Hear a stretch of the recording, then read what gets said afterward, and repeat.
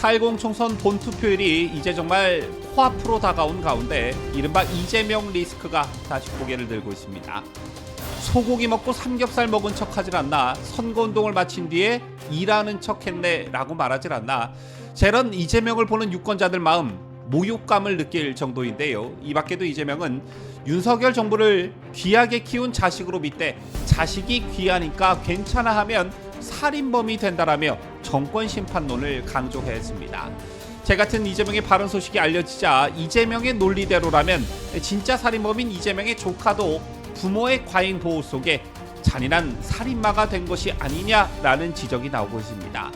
행동 하나하나, 말 한마디 한마디가 신중해야 할 선거 막판, 이재명 리스크가 표심에 어떤 영향을 줄지 분석해보는 시간을 갖도록 하겠습니다.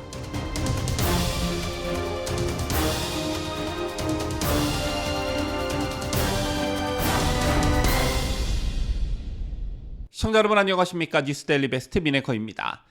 개인적으로 제가 이재명을 싫어하는 이유는, 개인적으로 제가 이재명을 증오하는 이유는 이재명 그가 가진 참을 수 없는 가벼움 때문입니다.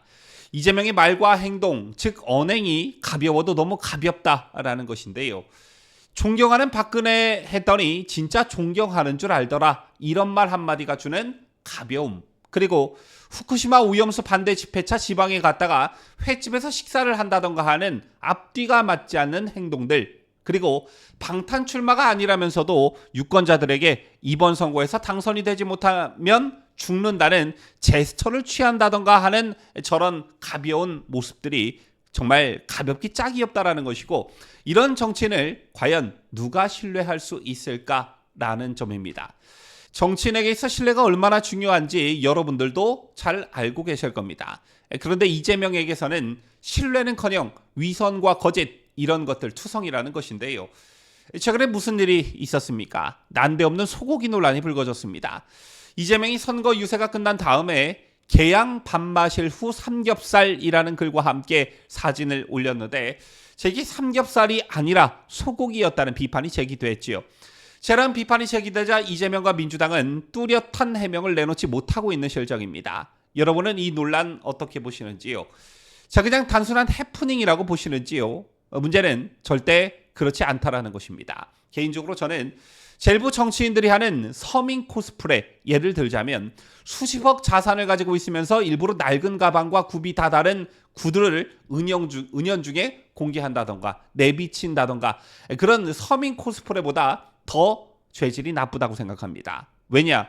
이재명은 아예 대놓고 거짓말을 한다는 점인데요. 이와 관련해 국민의힘 한동훈 위원장도 왜 굳이 삼겹살을 안 먹었으면서 삼겹살을 먹은 척하냐, 입만 열면 거짓말이라고 비판하기도 했습니다. 소고기 먹었으면 먹었다고 하던가, 아니면 이런 걸 아예 SNS에 올리지 말던가, 왜 굳이 삼겹살을 강조했냐라는 것이죠. 이게 위선과 거짓이 몸에 밴 게 아니고 뭐냐라는 것입니다. 자, 나름의 서민적인 모습을 피력하려 그런 건지는 모르겠으나 경기도 법인카드 논란 과정에서 이미 서민과는 굉장히 거리가 먼 생활을 했다는 게 만천하에 다 드러났습니다. 그런데 새삼스럽게 삼겹살 코스프레를 하다가 걸렸다. 이게 이재명의 민낯이 아니고 뭐냐라는 것이겠고요. 그리고 또 한 가지 논란이 되고 있는 게 이재명이 선거운동을 마친 뒤에 일하는 척했네라고 말하는 발언이, 모습이 담긴 영상이 유튜브 등을 통해 빠르게 전파되고 있습니다. 자, 오늘 일 열심히 했네도 아니고 일하는 척했네, 이것도 이재명의 민낯이 고스란히 다 드러났다, 이렇게 볼 수가 있겠는데요. 이재명은 지난 6일 밤 인천 개항 현장 유세를 마친 뒤 차에 올라타 일하는 척했네, 아이고 허리야, 허리 너무 아파 라고 말했고, 이 장면은 이재명 자신의 유튜브 채널 생방송을 통해 실시간으로 전파됐습니다. 자신이 출마한 선거구인 개항 지역을 돌며 지지를 호소하고 자리를 떠나면서 차량에 탑승해 차량 밖에 시민들을 향해 웃으며 손을 흔들어 놓고선 차 안에서는 일하는 척했네 라고 한 것인데요. 정말 진심으로 해야 할 유권자를 상대로 한 선거운동마저 자, 이런 마음가짐으로 임하고 있는 게 바로 이재명인 것입니다. 정말 이 정도일 줄은 몰랐다 하시는 분들 꽤 많으셨을 거라 생각하는데요. 그러자 오늘 한동훈 위원장이 이를 맹렬히 비판하고 나섰습니다. 저희는 일하는 척, 소고기 먹고 삼겹살 먹은 척, 검사인 척, 위급 환자인 척 하지 않겠다라면서 이재명을 맹 비판했습니다. 여기서 위급 환자인 척이라는 것은 지난 1월 거센 논란에 휩싸였던 부산에서 서울로 헬기 타고 전원한 것을 꼬집은 것인데요.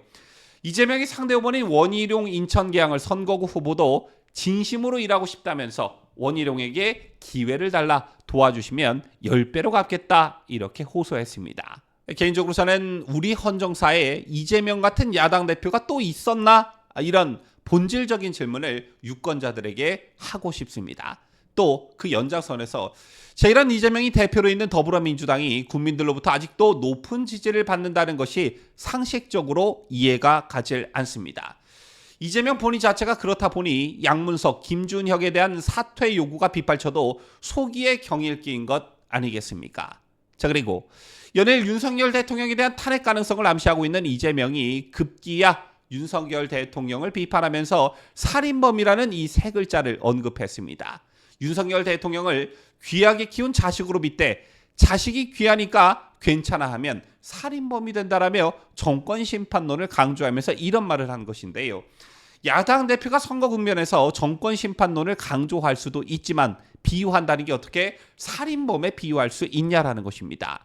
그러자 이재명 네가 그런 말 할 자격이나 있냐? 누워서 침 뱉기 아니냐? 이런 비판이 제기되고 있는 것인데 이재명의 이런 논리대로라면 진짜 살인범인 이재명 조카도 부모의 과잉 보호 속에 잔인한 살인마가 된 것이기 때문입니다.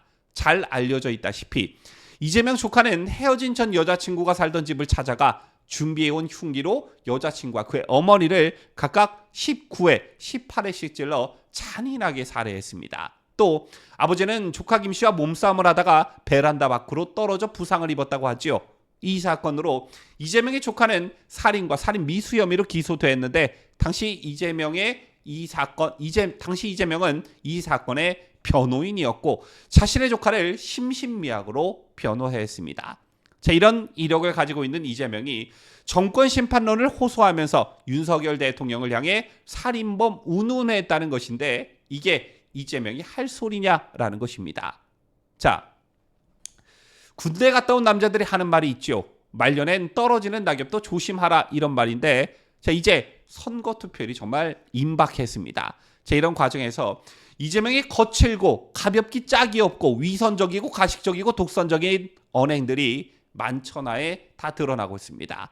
개인적으로 저는 이재명이 정권 심판론을 주장할 때마다 감히 누가 누굴 심판한다는 거냐 이런 말이 반사적으로 튀어나오는데 여러분들도 마찬가지일 거라 생각합니다. 지금까지 저는 자유대한민국을 소화하는 뉴스데일리 베스트 민앵커였습니다.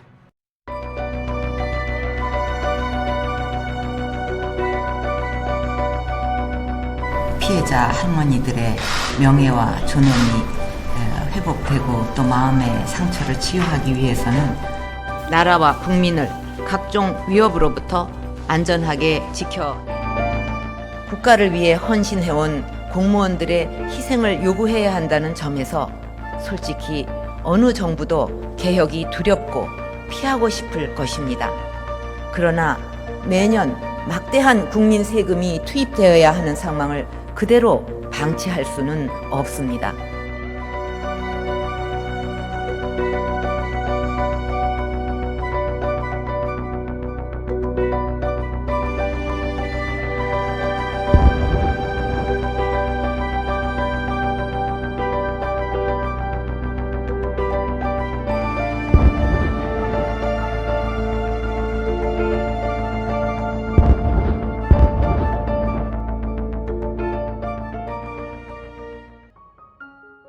시청자 여러분 안녕하세요. 뉴스데일리 베스트 운영자이자 뉴스를 전달하는 앵커 민들레입니다.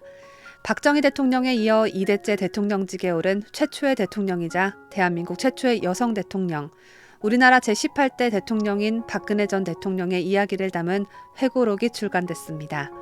2007년 이후 박근혜 전 대통령이 정치적 삶을 회고한 것은 처음이어서 어떤 이야기가 담겼을까? 저도 무척이나 궁금했는데 제가 책을 읽어보니 그때 아베 일본 총리와 회담 때 아베 총리가 이래서 무한한 표정을 지었던 거구나. 지금은 북한 김정은과 연대하고 있는 푸틴 러시아 대통령이 박근혜 대통령 땐 이런 의외의 모습이 있었네.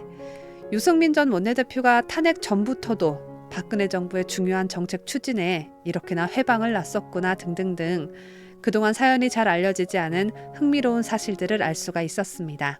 이 밖에도 세월호 7시간에 대해 시간순으로 자세히 기록되어 있고 재판과 수감 생활 등 그간 궁금했던 사건들의 뒷이야기, 또 책 속의 부록으로 언론에 공개되지 않았던 박 전 대통령의 개인 소장용 사진이 수록되어 있어서 박 전 대통령이 들려주는 이야기를 듣는 재미와 사진 구경하는 재미까지 한데 더해진 회고록이라고 할 수 있겠습니다. 지난 10년 동안의 방대한 이야기가 담겨 있기 때문에 책은 2권으로 나뉘어져 있는데요.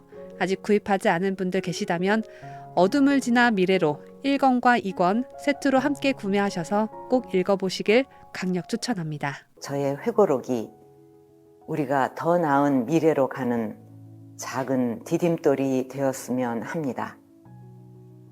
국민 여러분과 함께 할 수 있어서 행복했습니다.